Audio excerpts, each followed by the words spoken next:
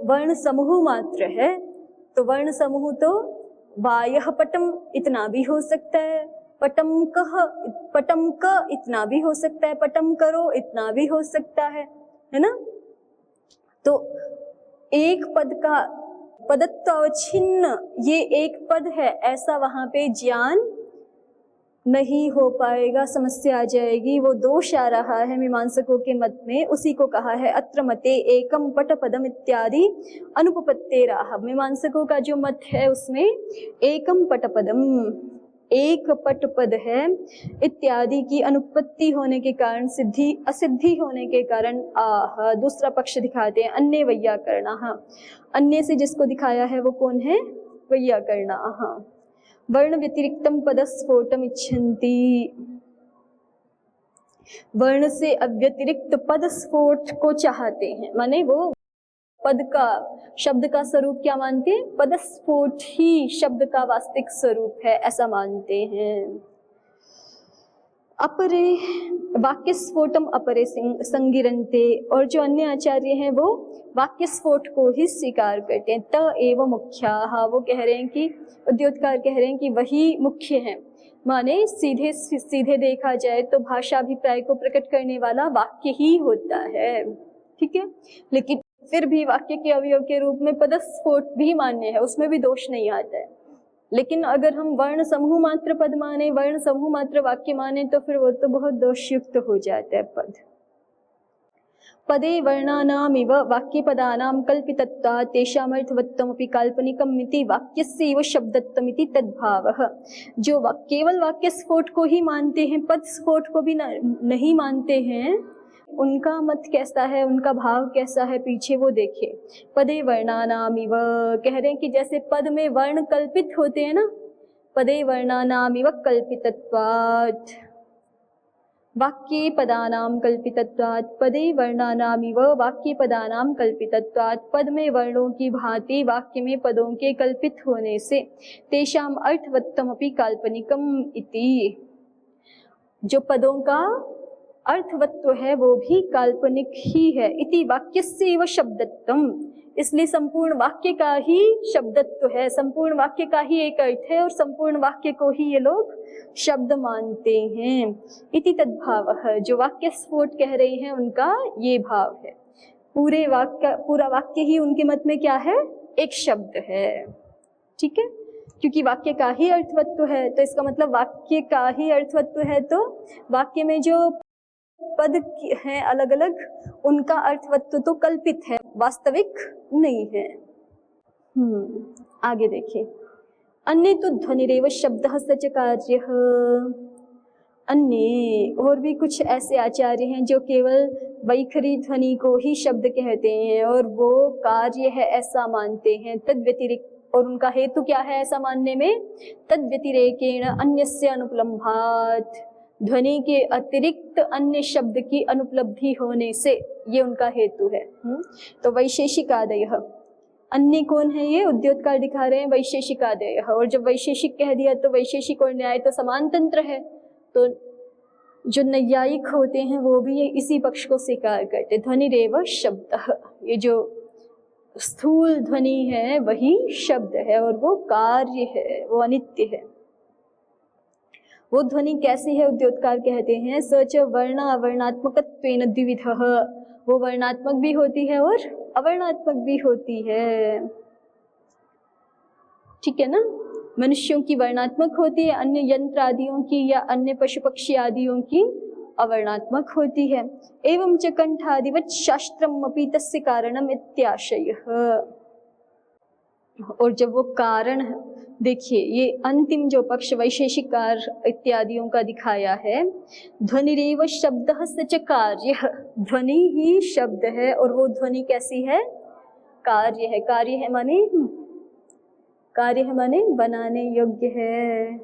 तो जैसे कंठ आदियों से, कार्य है माने अनित्य है, ठीक है, माने उत्पन्न करने योग्य है। तो जैसे कंठ आदि उसमें कारण है ना, हमारा कंठ कारण है या अन्य पशु पक्षियों का कंठ कारण है, ठीक है। या यंत्रों में जो है वो कोई करण होता है, कोई स्थान होता है और कोई प्रयत्न होता है तो उसके माध्यम से ध्वनियाँ निकलती हैं, जैसे ढोल आदि बजाते हैं तब। तो इसी तरह से कह रहे हैं कि इस मत में तो फिर जिज्ञासु कह रहा है कि जब आप शब्दों को नित्य मानेंगे तो फिर आपका व्याकरण शास्त्र बन नहीं सकता, लेकिन वैशेषिक कार आदियों के मत में तो बन सकता है, क्योंकि शब्द कार्य है ना, तो व्याकरण शास्त्र के द्वारा शब्द बनाए जा सकते हैं, पट शब्द टिप करके शब्द बनाए जा सकते हैं, क्योंकि अनित्य शब्द हैं। तो जैसे कंठ आदि शब्दों की उत्पत्ति में कारण है, वैसे ही व्याकरण शास्त्र भी शब्दों की उत्पत्ति में कारण हो सकता है, नए नए शब्द बना के दे सकता है। जैसे कुंभकार नया नया घड़ा बना के दे देता है ना, ग्राहक की मांग के अनुसार। कोई जाके बताए कि मुझे इतना बड़ा घड़ा, इस तरह का, इस आकार प्रकार वाला, ऐसा ऐसा चाहिए, छोटे मुंह वाला, बड़े मुंह वाला, या इस तरह का गमला चाहिए, तो बना के दे देता है ना। तो उसी तरह से वैयाकरण, यदि शब्द अनित्य हैं तो वैयाकरण शब्द बना के दे सकते हैं, माने व्याकरण शास्त्र जो है वो शब्दों का निर्माण कर सकता है। तो जिज्ञासु को यही शंका हो रही है कि अगर आप शब्दों को नित्य मानेंगे तब तो आप व्याकरण शास्त्र का प्रणयन कर ही नहीं सकते, आप शब्दों को अनित्य मानेंगे तो ही व्याकरण शास्त्र का प्रणयन हो सकता है। ठीक है। किम पुनर्नित्य शब्दः आहोसित कार्यः, जिज्ञासु ने कहा।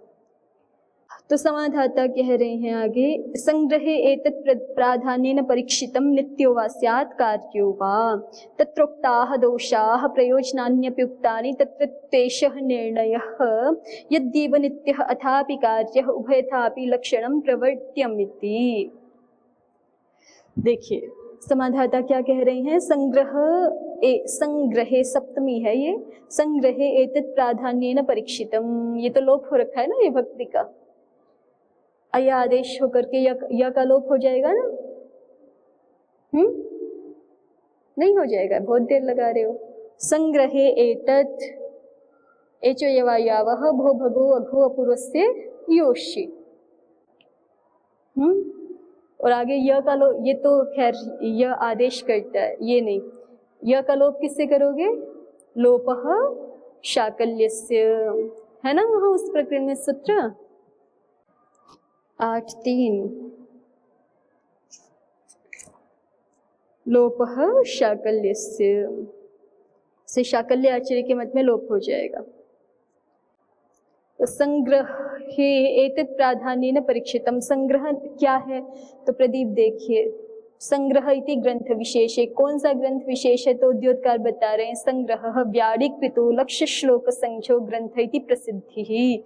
संग्रह नाम का एक ग्रंथ था, पुरा काल में व्याड़ी आचार्य के द्वारा रचा गया था, और लक्ष्य श्लोक संख्या 1,00,000 श्लोक थे उसमें, ऐसी प्रसिद्धि है इस ग्रंथ के बारे में। संग्रह नामक ग्रंथ था, व्याड़ी आचार्य कृत, और लक्षात्मक श्लोक थे उसमें, माने 1,00,000 श्लोकों वाला वो ग्रंथ था।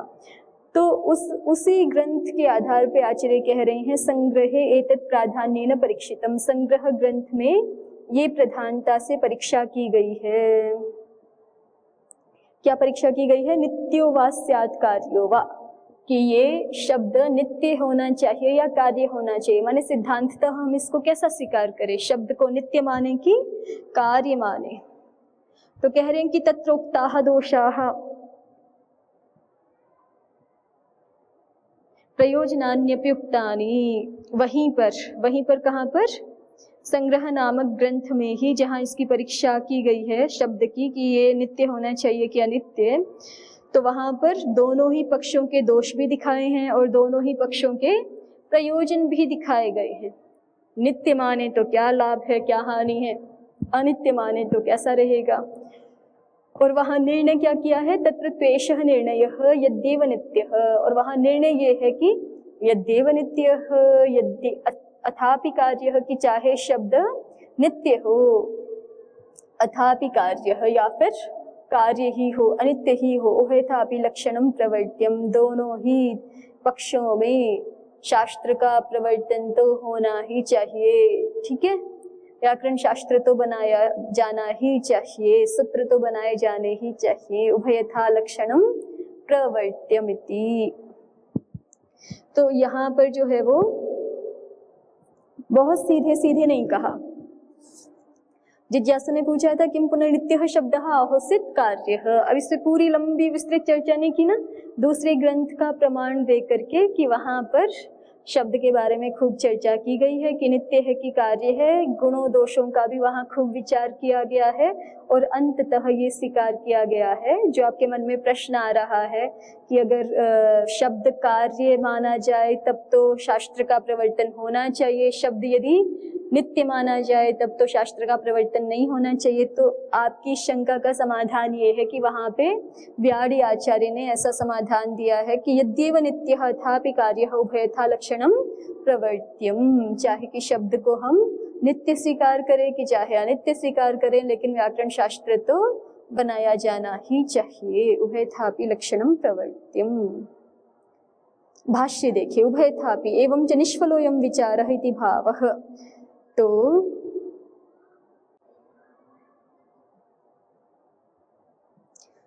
उभयथापि लक्षणम प्रवर्त्यम, जब आचार्य ने कह दिया कि दोनों ही पक्षों में लक्षण प्रवर्तन करने के योग्य ही है, माने ये व्याकरण शास्त्र बनाने योग्य ही है, तो इसका मतलब शब्द नित्य है।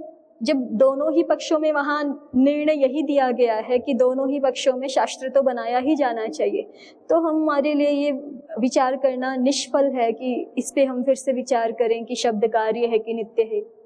दोनों ही पक्षों में शास्त्र तो बनाना ही है, ऐसा आचार्य का मत है। क्यों बनाना है दोनों ही पक्षों में, तो कह रहे हैं साधुत्व ज्ञानाय उभयथापि शास्त्रम आवश्यकमिति तात्पर्यम। ठीक है ना, दोनों ही पक्षों में शास्त्र बनाना योग्य ही है। क्यों? क्योंकि हमें शब्दों के साधुत्व का ज्ञान तो कराना ही है ना, उस चाहे शब्दों को नित्य मानो चाहे अनित्य मानो, साधुत्व ज्ञान तो कराना ही है। साधुत्व ज्ञान उभयथापि, साधुत्व ज्ञानाय, साधुत्व ज्ञान कराने के लिए उभयथापि अर्थात दोनों ही पक्षों में शास्त्रम आवश्यकम, शास्त्र बनाना आवश्यक ही है। इसलिए निष्फलोऽयं विचार, जब दोनों ही पक्षों में हमें शास्त्र बनाना ही है, कुछ भी माने, तो फिर इस पे विचार करने का क्या ही लाभ, क्या ही प्रयोजन कि हम इस बात पे विचार करें कि शब्द कार्य है कि शब्द नित्य है। चलिए आगे कहते हैं। फिर भी जिज्ञासु शांत नहीं हो रहा, अब उसने अपना वही प्रश्न दूसरे ढंग से पूछ लिया। पहले सीधे सीधे पूछा था कि किम पुनर्नित्यः शब्दः आहोसित कार्यः।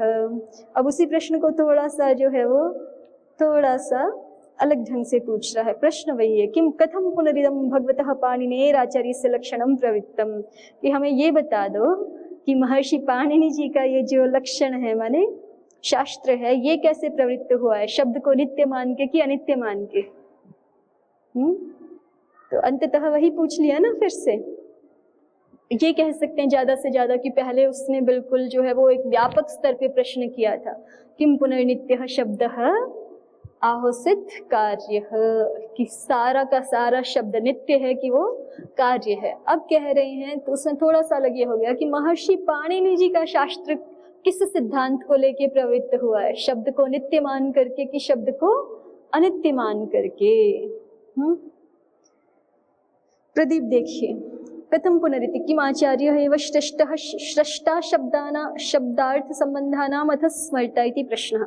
अब ये जब प्रश्न कर दिया कि महर्षि पाणिनि आचार्य जी का शास्त्र प्रवृत्त कैसे हुआ है, भगवान पाणिनि आचार्य का लक्षण अर्थात शास्त्र कैसे प्रवृत्त हुआ है, तो प्रदीपकार कह रहे हैं कि इसका भाव ये है कि जिज्ञासु पूछना चाहता है कि आचार्य एव स्रष्टा शब्दार्थ संबंधानाम, कि आचार्य शब्दों के अर्थों के और शब्द और अर्थों के परस्पर जो संबंध हैं उनके स्रष्टा हैं या स्मर्ता हैं।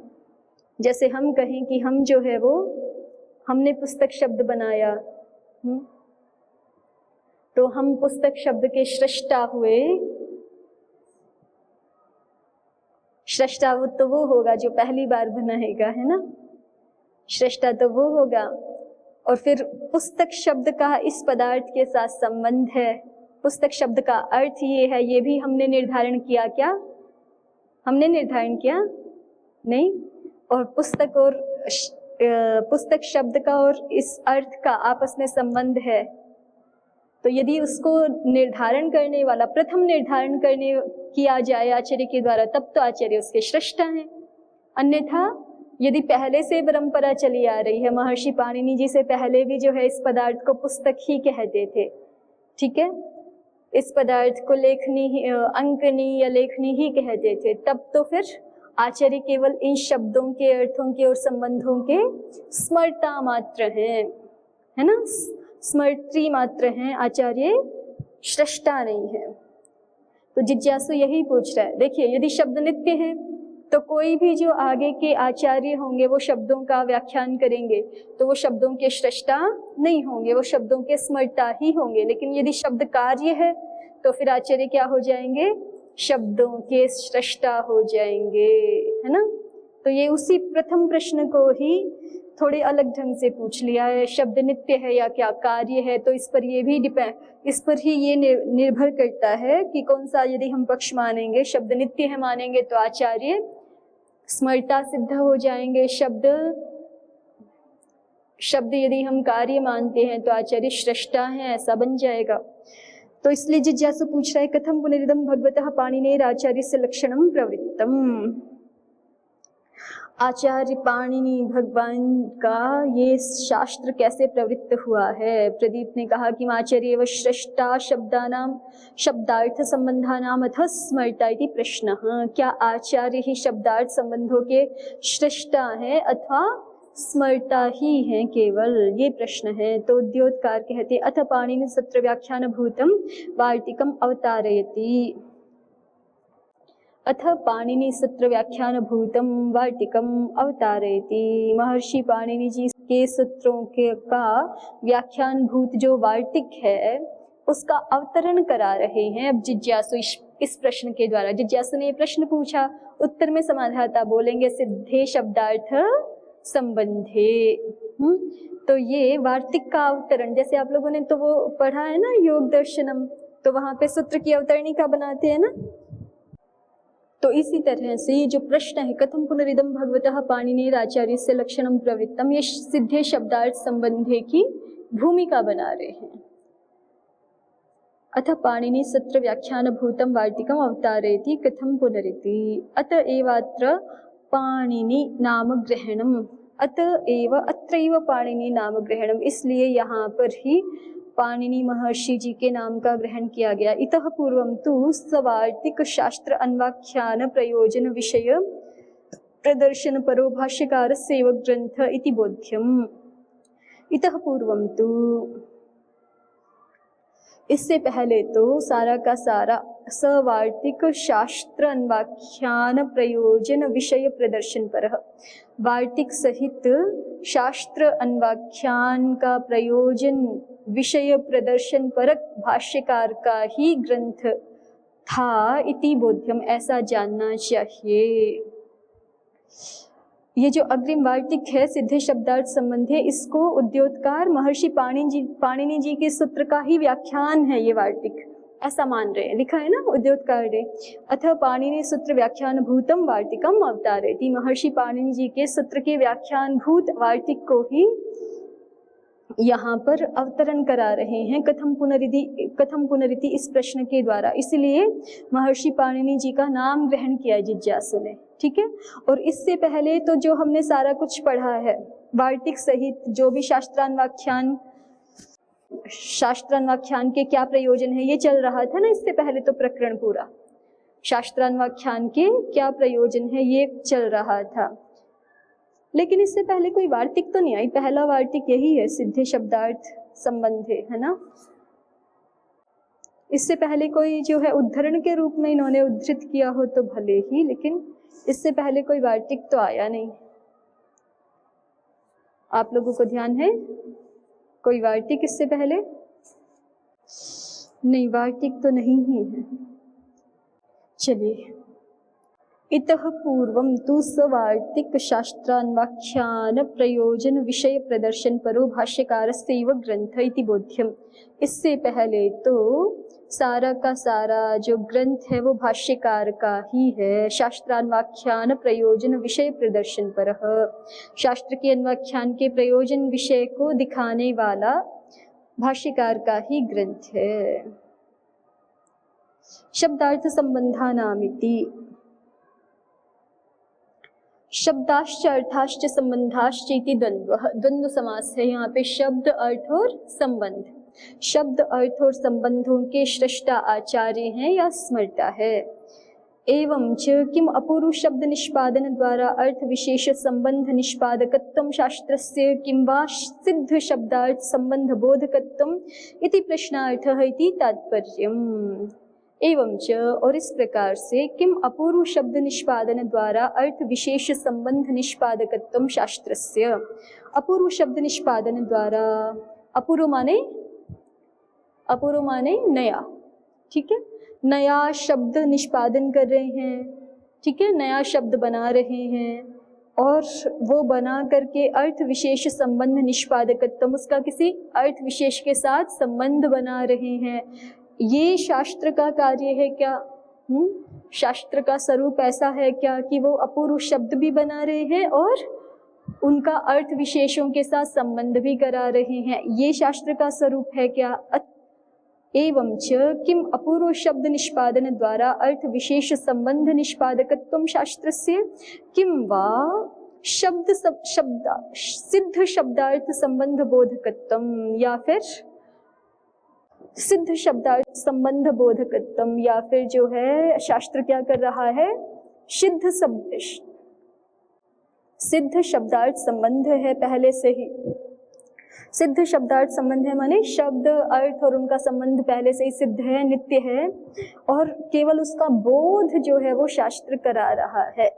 सिद्ध शब्दार्थ संबंध का बोधकत्व मात्र शास्त्र का स्वरूप है, ठीक है। इन दोनों में से क्या है? कथम पुनरिदम भगवतः पाणिनेराचार्यस्य लक्षणम प्रवृत्तम। इस प्रश्न का अभिप्राय प्रदीप ने क्या कहा है? आचार्य शब्दार्थ संबंधों के सृष्टा हैं, और इसी बात को उद्योतकार ने कहा है एवं च किम अपूर्व शब्द निष्पादन द्वारा अर्थ विशेष संबंध निष्पादकत्वं शास्त्रस्य वर्तते अथवा सिद्ध शब्दार्थ संबंध बोधकत्वमेव इति प्रश्नार्थः। ठीक है, जिज्ञासु ने जो प्रश्न किया है उसका अभिप्राय क्या है कि शास्त्र नए शब्द निष्पादित कर रहा है और फिर अर्थ विशेषों के साथ उनका संबंध भी निष्पादन कर रहा है। ये शास्त्र का स्वरूप है, या सिद्ध शब्दार्थ संबंध को स्वीकार करके उसका बोधन मात्र शास्त्र करा रहा है, ये शास्त्र का स्वरूप है? ऐसा जिज्ञासु का प्रश्न है। तो समाधाता कह रहे हैं सिद्धे शब्दार्थ संबंधे। ठीक है, तो ये प्रथम वार्तिक है, इसको हम आगे देखेंगे। अस्तु, अद्वैतावदेव। ओम शांति शांति शांति। ओम श्री परमात्मने नमः। ओम श्री गुरुभ्यो नमः। ओम सर्वेभ्यो नमः।